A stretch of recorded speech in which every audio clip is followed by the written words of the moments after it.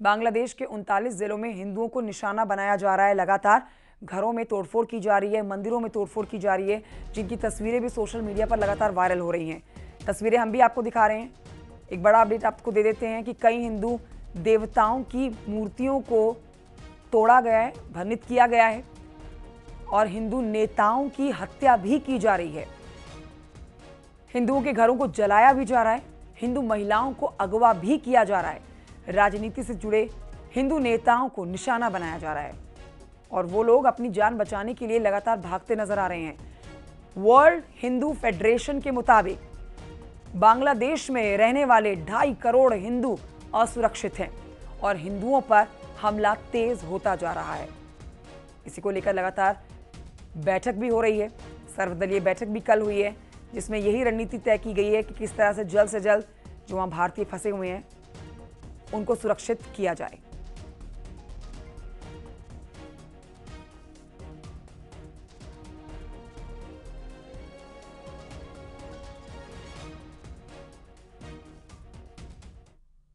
बांग्लादेश की पूर्व प्रधानमंत्री शेख हसीना भारत से यूरोप जा सकती हैं। अब सोर्सेस के हवाले से एक बड़ी जानकारी आ रही है कि अगले 48 घंटे में यूरोप के लिए वो रवाना हो सकती हैं। जिस बात के कयास लगाए जा रहे थे कि वो यहां से निकल के, जो भारत में उनको शरण मिली है, यहां से निकल के वो यूरोप जा सकती हैं। हालांकि अमेरिका ने उनका वीज़ा रद्द कर दिया है। लंदन की तरफ से भी उनके लिए कोई शुभ समाचार नहीं आया है शरण लेने के लिए। लेकिन अब जो जानकारी मिल रही है उसके मुताबिक 48 घंटे में यूरोप के लिए रवाना हो सकती हैं शेख हसीना।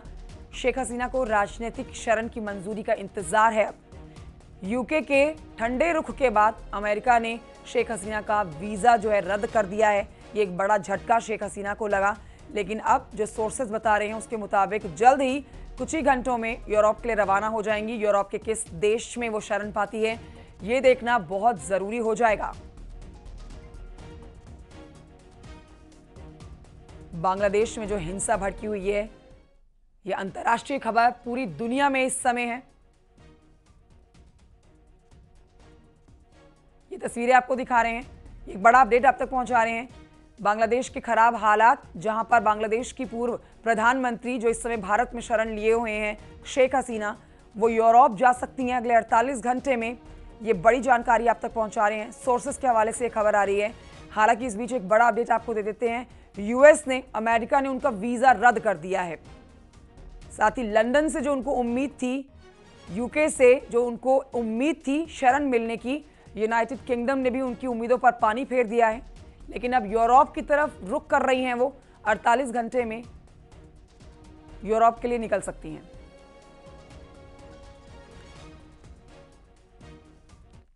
उधर ढाका में बांग्लादेश की पूर्व प्रधानमंत्री शेख हसीना के लूटे गए घर में कई लोग देखे गए।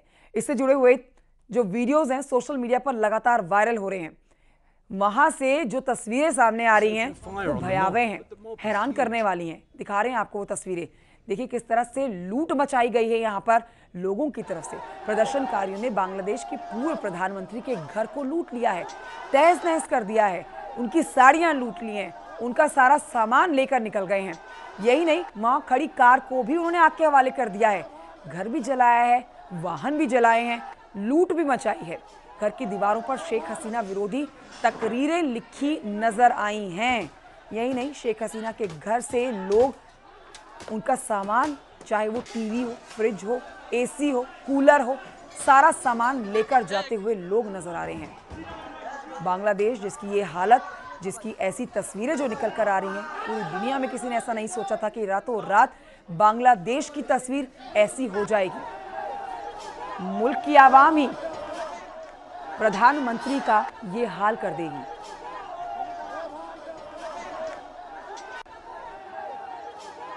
The vandalism I have seen today, it was simply heartbreaking to see it as a citizen. These are all public property, not hers. When will it be restored? Our taxes will be used to fix it. The angry mob came here to attack the police station. I was parked nearby. Then police opened fire on the mob, but the mob was huge. Then the police fled from the back. तो भयावह तस्वीरें बांग्लादेश से लगातार आ रही हैं। इधर आपको एक और अपडेट दे देते हैं कि बांग्लादेश में रविवार को शुरू हुई हिंसा अब तक जारी है। ये आपको ताज़ा अपडेट दे रहे हैं, तस्वीरें भी आपको दिखा रहे हैं। बांग्लादेश से तस्वीरें सामने आ रही हैं जो दिल दहलाने वाली हैं, जहां होटल के होटल जला दिए जा रहे हैं। जेसौर जिले में प्रदर्शनकारियों ने 5 स्टार होटल में आग लगा दी। 24 लोगों को जिंदा जला दिया गया है। गुस्साई भीड़ ने अवामी लीग पार्टी के एक नेता जाबीर इंटरनेशनल होटल जो उनका है उसमें आग लगा दी है। इस आगजनी में होटल में मौजूद 24 लोग जिंदा जल गए हैं। खबर है कि बांग्लादेश में अवामी लीग सरकार का विरोध करने वाली उग्र भीड़ ने होटल के ग्राउंड फ्लोर पर आग लगाई, जो बढ़ती चली गई, भभकती चली गई और पूरी बिल्डिंग को उसने अपनी चपेट में ले लिया। देखते ही देखते पूरा होटल आग की लपटों में घिरा हुआ नजर आया।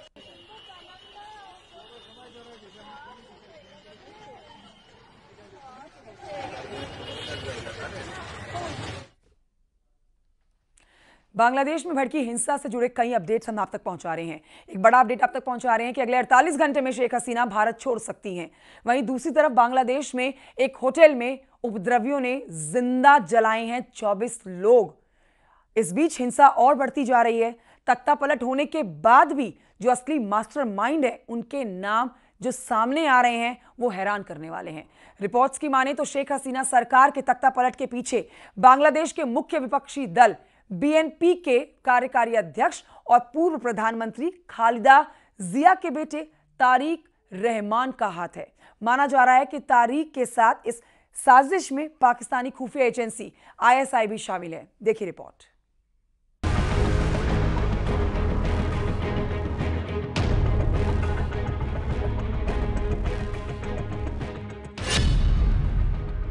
बांग्लादेश को जलाया, पूरे देश में आग लगाई।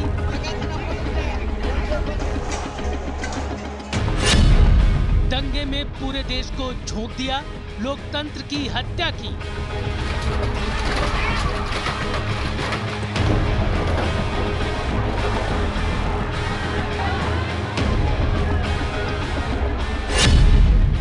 चुनी हुई सरकार के खिलाफ विद्रोह करवाया।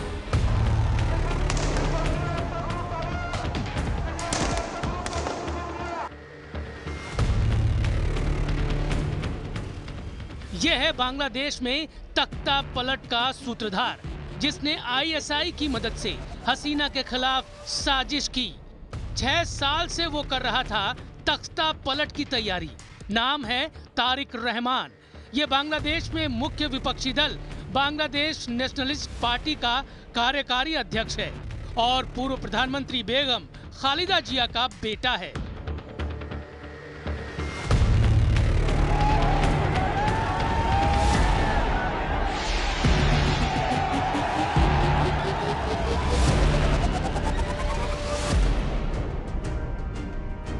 तख्ता पलट का शिकार हुई बांग्लादेश की पूर्व प्रधानमंत्री शेख हसीना के बेटे सजीब वाजेद की बात पर यकीन करें तो बांग्लादेश में तख्ता पलट के तार एक ऐसे शख्स से जुड़ रहे हैं जिसका बांग्लादेश की राजनीति में वजूद भी है और रसूख भी।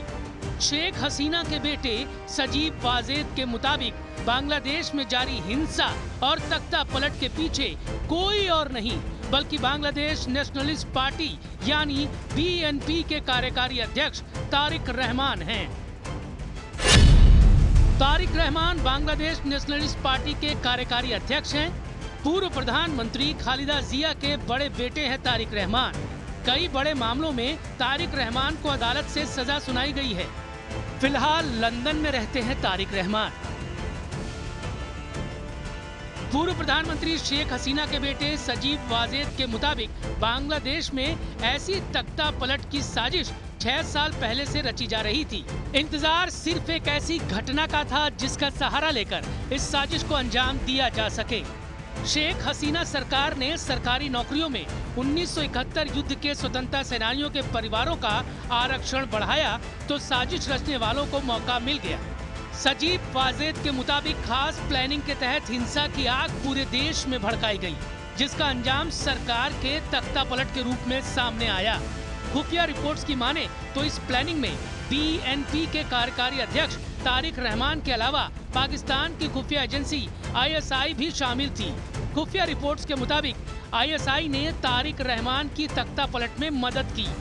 सूत्रों के मुताबिक आईएसआई ने अपने senior operation commander Javed mehndi को इस ऑपरेशन की जिम्मेदारी दी थी। तारिक रहमान ने आईएसआई के साथ मिलकर 6 साल पहले ही कर ली थी तख्ता पलट की साजिश। बीएनपी और आईएसआई की डील हुई थी।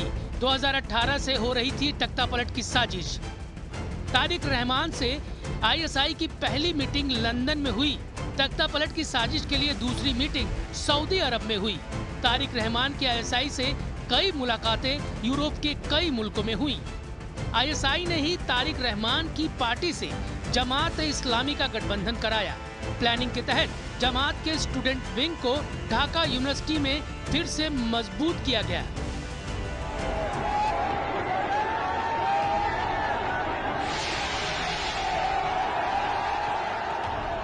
यानी सोची समझी साजिश के तहत बांग्लादेश को हिंसा की आग में झोंका गया।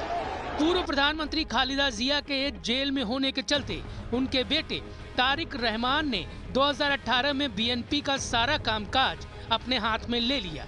अमेरिका में रहकर पार्टी का कामकाज देख रहे तारिक रहमान कई मामलों में सजा याफ्ता हैं।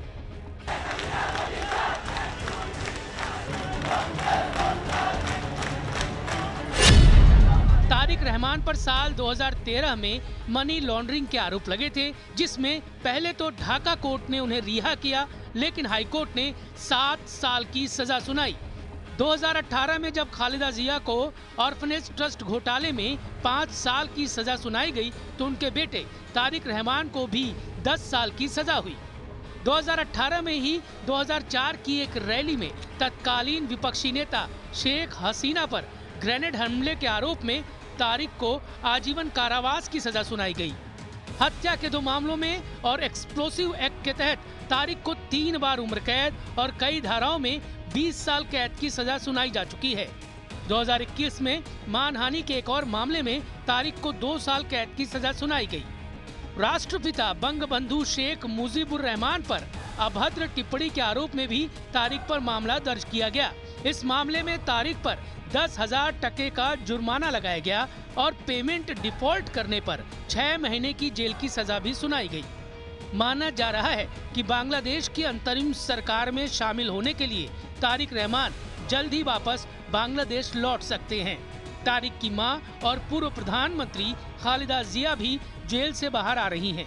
ऐसे में उनकी पार्टी बीएनपी के अच्छे दिन लौट सकते हैं, लेकिन बांग्लादेश में आईएसआई की सक्रियता अगर बढ़ी तो इससे बांग्लादेश के लोगों को फायदा कम और नुकसान ज्यादा हो सकता है।